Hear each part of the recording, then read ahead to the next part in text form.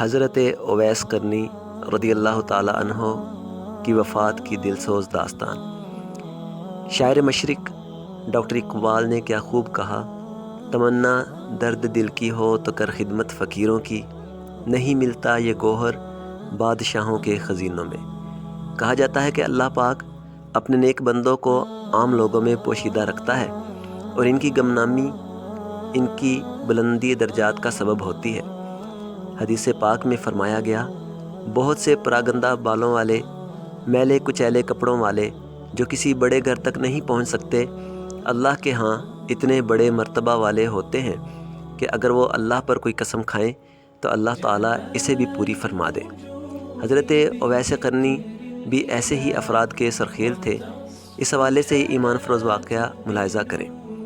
ایک عارف باللہ کہتے ہیں کہ ہم عراق سے مکہ مکرمہ اور رسول اللہ صلی اللہ علیہ وآلہ وسلم کے شہر مدینہ منورہ کے لیے نکلے۔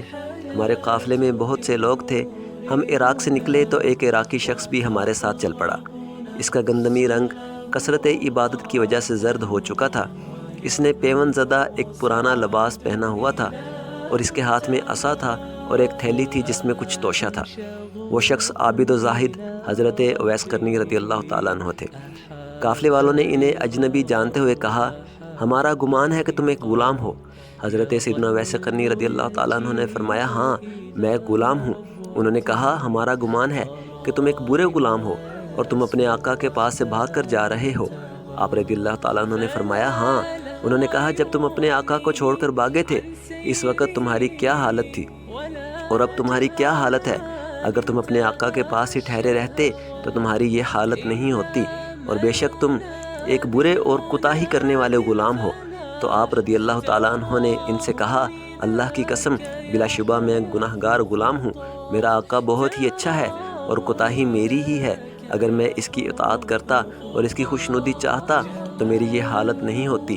یہ کہہ کر آپ رضی اللہ تعالیٰ عنہ رونے لگے اور اتنا روئے کہ قریب تھا کہ آپ کا انتقال ہو جاتا۔ لوگوں کو ان پر بہت ترس آیا۔ وہ لوگ آقا سے دنیوی آقا مراد لے رہے تھے، حالانکہ ان کی آقا سے مراد اللہ رب العزت کی ذات تھی۔ قافلے والوں میں سے ایک نے کہا، ڈرو مت، میں تمہارے لیے تمہارے آقا سے امان لے لوں گا، تم اس کی طرف لوٹ جاؤ اور توبہ کر لو۔ تو آپ رضی اللہ تعالیٰ عنہ نے فرمایا، میں اس کی طرف لوٹتا ہوں اور جو اس کے پاس ہے میں اس کی رغبت رکھتا ہوں۔ حضرت اویس قرنی رسول اللہ صلی اللہ علیہ وسلم کے روضہ انور کی زیارت کے لیے نکلے تھے، اور چونکہ آپ قافلے نے بھی اسی دن کوچ کیا تھا اس لیے آپ اس میں شامل ہو گئے تھے۔ قافلہ تیزی سے سفر کر رہا تھا۔ رات اس قافلے نے ایک بیابان میں پڑاؤ ڈالا۔ وہ رات انتہائی سرد اور بارش والی تھی۔ وہ بزرگ فرماتے ہیں کہ قافلے والوں میں سے ہر شخص نے اپنے کجاوے اور خیمے میں پناہ لی۔ حضرت اویس قرنی کے پاس خیمہ وغیرہ نہیں تھا۔ آپ رضی اللہ تعالیٰ عنہ نے سردی سے بچاؤ کے لیے کسی سے کوئی شے نہیں مانگی، کیونکہ آپ نے اپنے نفس سے عہد کر رکھا تھا کہ کوئی دنیاوی چیز بھی کسی مخلوق سے طلب نہیں کریں گے۔ وہ اپنی حاجات میں اللہ ہی سے سوال کرتے تھے۔ اس رات آپ کو سخت سردی لگی، یہاں تک کہ شدید سردی کی وجہ سے آپ کے اعضاء کانپنے لگے۔ سردی آپ پر غالب آ گئی اور رات کے درمیانی حصے میں آپ کا انتقال ہو گیا۔ صبح ہوئی اور قافلے والوں نے کوچ کا ارادہ کیا تو آپ کو پکارا، اے شخص اٹھو، لوگ کوچ کر رہے ہیں۔ آپ نے کوئی جواب نہ دیا تو ایک شخص آپ کے قریب آیا۔ اس نے آپ کو جھنجھوڑا تو دیکھا کہ آپ کا انتقال ہو چکا ہے۔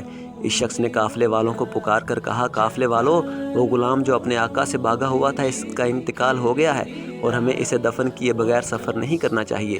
قافلے والوں نے کہا، اس کے کفن دفن کی صورت کیسے ہوگی؟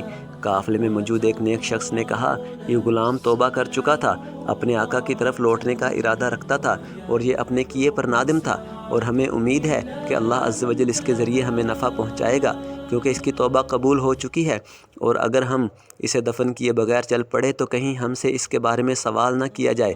تمہارے لیے اس کے سوا کوئی چارہ نہیں کہ اس کے لیے قبر کھودو اور اسے اس قبر میں دفن کرنے تک صبر کرو۔ لوگوں نے کہا، اس جگہ پانی موجود نہیں ہے۔ ایک نے کہا، کسی جاننے والے سے پوچھ لو۔ چنانچہ لوگوں نے ایک شخص سے پوچھا تو اس نے بتایا کہ پانی یہاں سے 1 گھنٹے کی مسافت پر ملے گا، تو میرے ساتھ کسی آدمی کو بھیج دو، میں تمہیں پانی لا دوں گا۔ اس شخص نے قافلے والوں میں سے ایک کو اپنے ساتھ لیا، ڈول اٹھایا اور دونوں پانی لینے چل پڑے۔ ابھی وہ کچھ ہی دیر چلے تھے کہ سامنے پانی کی ایک چھوٹی سی نہر نظر آئی۔ اس نے کہا، بڑا عجیب معاملہ ہے، میں نے پہلے کبھی اس نہر کو نہیں دیکھا۔ یہ تو وہ جگہ ہے جہاں پانی ملتا ہی نہیں اور نہ ہی کسی قریبی جگہ میں پانی ملتا ہے۔ بہرحال وہ شخص قافلے کی طرف لوٹ آیا اور قافلے والوں سے کہنے لگا تمہاری مشقت ٹل گئی، لکڑیاں جمع کرو۔ تو انہوں نے پانی گرم کرنے کے لیے لکڑیاں جمع کر لیں۔ پھر جب پانی لینے کے لیے نہر پر آئے تو دیکھا کہ نہر کا پانی گرم تھا اور ان کے تعجب میں مزید اضافہ ہوا۔ یہ معاملہ دیکھ کر شرکائے قافلہ حضرت اویس کرنی سے مرعوب ہو گئے اور کہنے لگے بے شک یہ شخص بڑی عظمت والا ہے۔ پھر ان لوگوں نے آپ کے لیے قبر کھودنا شروع کی تو مٹی کو جھاگ سے زیادہ نرم پایا اور زمین میں سے خوشبو آ رہی تھی۔ قافلے والوں نے دنیا میں اس سے زیادہ پاکیزہ خوشبو نہ سونگھی تھی۔ ان کے دلوں میں حضرت اویس کرنی کا رعب و وقار بڑھ گیا۔ آپ کی قبر کے لیے مٹی دیکھنے میں عام مٹی کی طرح تھی، لیکن سونگھنے پر اس میں سے مشک کی خوشبو آ رہی تھی۔ ان لوگوں نے آپ کے لیے خیمہ نصب کیا اور آپ کے جسم کو اس میں منتقل کر دیا اور آپ کے کفن کے معاملے میں بحث کرنے لگے۔ ایک شخص نے کہا کہ انہیں کفن میں دوں گا، دوسرے نے کہا میں دوں گا۔ پھر جب ان سب کی رائے اس بات پر متفق ہوئی ہر شخص کفن کے لیے ایک ایک کپڑا دے، پھر ان لوگوں نے کاغذ اور قلم لیا اور آپ کا حلیہ اور صفات لکھنے لگے اور آپس میں کہنے لگے انشاءاللہ ہم مدینہ پہنچیں گے تو شاید وہاں ہمیں ان کا کوئی نہ کوئی جاننے والا مل جائے گا۔ پھر ان لوگوں نے اس پرچے کو اپنے سامان میں رکھ لیا۔ جب انہوں نے حضرت سیدنا اویس کرنی رضی اللہ تعالیٰ عنہ کو غسل دے دیا اور کفن پہنانے کے لیے آپ کے لباس کو اتارنا چاہا تو آپ کو جنتی کفن میں لپٹا ہوا پایا۔ دیکھنے والوں نے کبھی ایسا کفن نہ دیکھا تھا۔ اس کفن پر مشک و عنبر لگا ہوا تھا جس کی خوشبو نے فضا کو معطر کر دیا تھا اور آپ رضی اللہ تعالیٰ عنہ کی پیشانی اور قدموں پر مشک لگی ہوئی تھی۔ یہ دیکھ کر لوگ کہنے لگے لا حول ولا قوت الا باللہ العلی العظیم، یعنی گناہ سے بچنے کی توفیق اور نیکی کرنے کی طاقت اللہ ہی دیتا ہے جو بلند و بالا اور عظمت والا ہے۔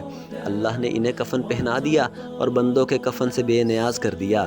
ہم اللہ سے امید رکھتے ہیں کہ وہ اپنے اس نیک بندے کے صدقے ہمیں جنت عطا فرمائے گا اور ہم پر رحم فرمائے گا۔ قافلے والوں کو حضرت اویس کرنی رضی اللہ تعالیٰ عنہ کو اس سخت سرد رات میں تنہا چھوڑ دینے پر سخت ندامت تھی۔ ان لوگوں نے آپ کو دفن کرنے کے لیے اٹھایا اور نماز جنازہ ادا کرنے کے لیے ایک ہموار جگہ پر رکھا۔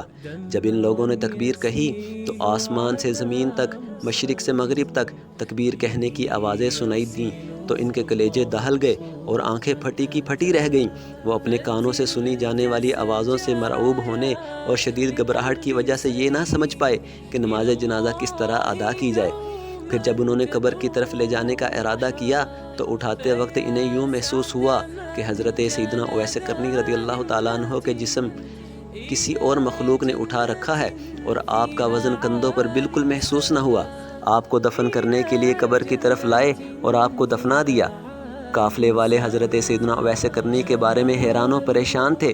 اسی حالت میں انہوں نے سفر شروع کیا، واپس پلٹ کر لوٹے، کوفہ کی مسجد میں آئے اور لوگوں کو آپ کا واقعہ سنایا اور وہاں حلیہ بیان کیا تو حلیہ بیان کرنے پر لوگوں نے آپ کو پہچان لیا۔ مسجد میں رونے کی آوازیں بلند ہوئیں اور اگر آپ کے وصال کے بعد آپ کی کرامات ظاہر نہ ہوتیں تو حضرت سیدنا اویس کرنی رضی اللہ تعالیٰ عنہ کے انتقال کی خبر کسی کو نہ ہوتی اور نہ ہی آپ رضی اللہ تعالیٰ عنہ کے قبر انور کا علم ہو پاتا کہ آپ رضی اللہ تعالیٰ عنہ لوگوں سے پوشیدہ رہا کرتے تھے۔ ڈاکٹر اقبال نے کیا خوب فرمایا، نہ پوچھ ان خرقہ پوشوں کی، ارادت ہو تو دیکھ ان کو، ید بیضا لیے بیٹھے ہیں اپنی آستینوں میں۔ اللہ پاک ہمیں حضرت اویس کرنی کے فیوز و برکات سے مالا مال فرمائے۔ ناظرین اکرام، آپ سے گزارش ہے کہ اگر آپ کو ویڈیو اچھی لگی ہے تو اس کو لائک اور شیئر ضرور کیجیے اور اس چینل کو سبسکرائب لازمی کیجیے۔ جزاک اللہ خیر۔